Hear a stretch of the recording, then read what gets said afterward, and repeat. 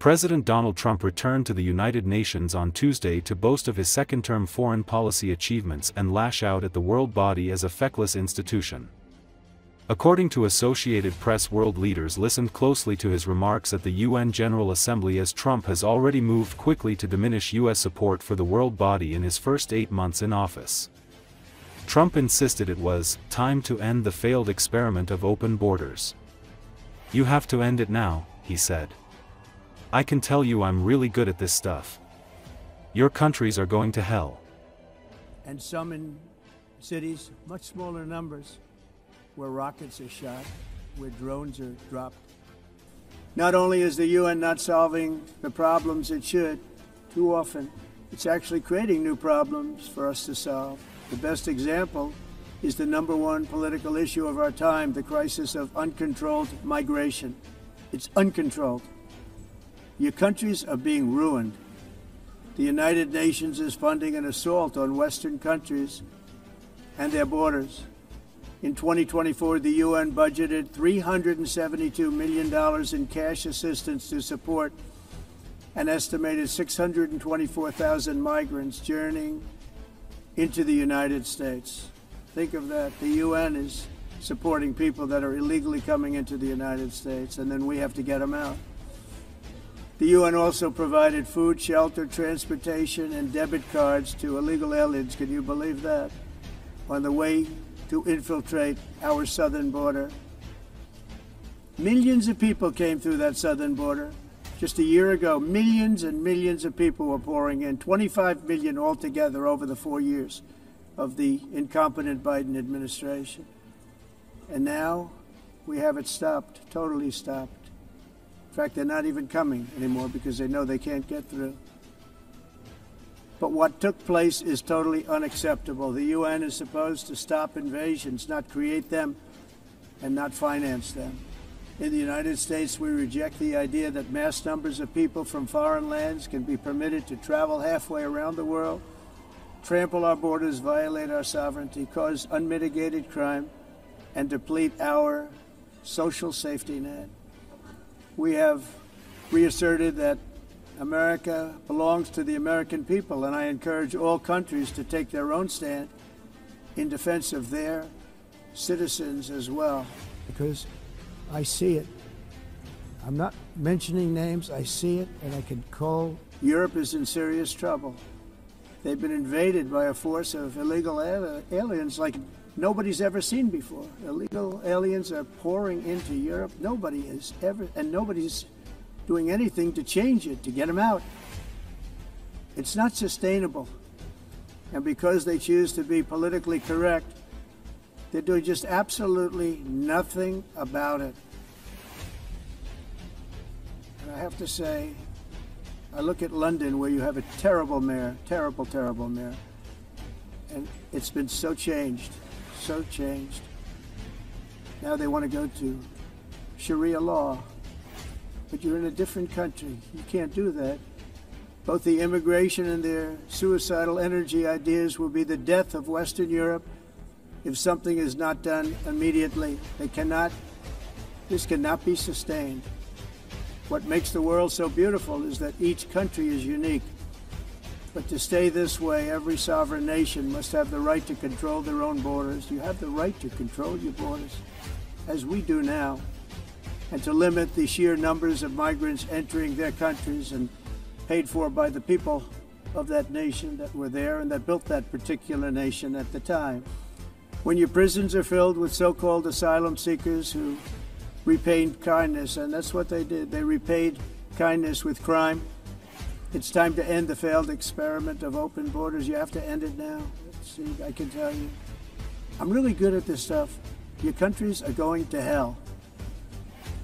In America, we've taken bold action to swiftly shut down uncontrolled migration. Once we started detaining and deporting everyone who crossed the border and removing illegal aliens from the United States, they simply stopped coming. They're not coming anymore. We're getting a lot of credit, but they're not coming anymore. This was a humanitarian act for all involved, because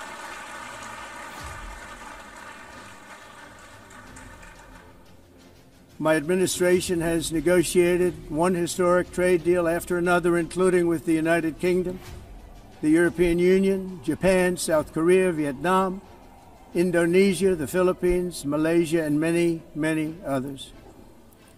Likewise, in a period of just 7 months, I have ended 7 unendable wars. They said they were unendable. You're never going to get them solved. Some were going for 31 years, 2 of them, 31, think of it, 31 years. One was 36 years. One was 28 years. I ended 7 wars. And in all cases, they were raging with countless thousands of people being killed.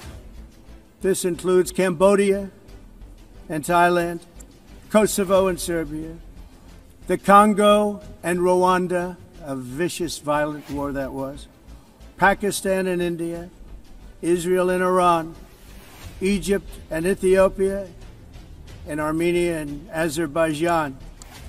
It included all of them. No president or prime minister, and for that matter, no other country has ever done anything close to that. And I did it in just 7 months. It's never happened before.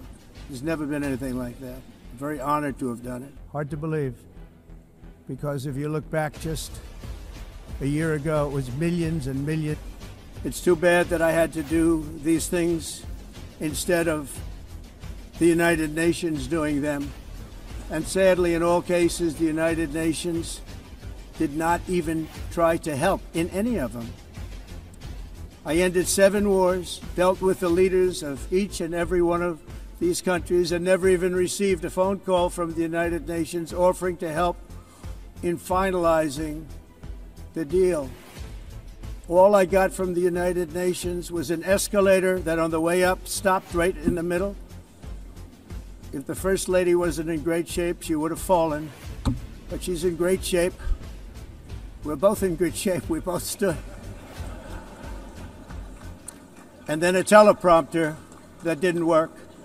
These are the 2 things I got from the United Nations, a bad escalator and a bad teleprompter. Thank you very much. And by the way, it's working now. It just went on. Thank you. I think I should just do it the other way. It's easier. Of illegal aliens admitted and entering our country has been. I didn't think of it at the time because I was too busy working to save millions of lives. That is the saving and stopping of these wars. But later I realized that the United Nations wasn't there for us. They weren't there. I thought of it really after the fact, not during these negotiations, which were not easy. That being the case, what is the purpose of the United Nations? The UN has such tremendous potential. I've always said it. It has such tremendous, tremendous potential. But it's not even coming close to living up to that potential. For the most part, at least for now, all they seem to do is write a really strongly worded letter and then never follow that letter up. It's empty words, and empty words don't solve war. The only thing that solves war and wars is action. Encourage continued conflict. Some of this body is seeking to unilaterally. Everyone says that I should get the Nobel Peace Prize for each one of these achievements. But for me, the real prize will be the sons and daughters who live to grow up with their mothers and fathers, because millions of people are no longer being killed in endless and unglorious wars. What I care about is not winning prizes, it's saving lives. We saved millions and millions of lives with the 7 wars. And we have others that we're working on and reject the failed approaches of the past and work together to confront some of the great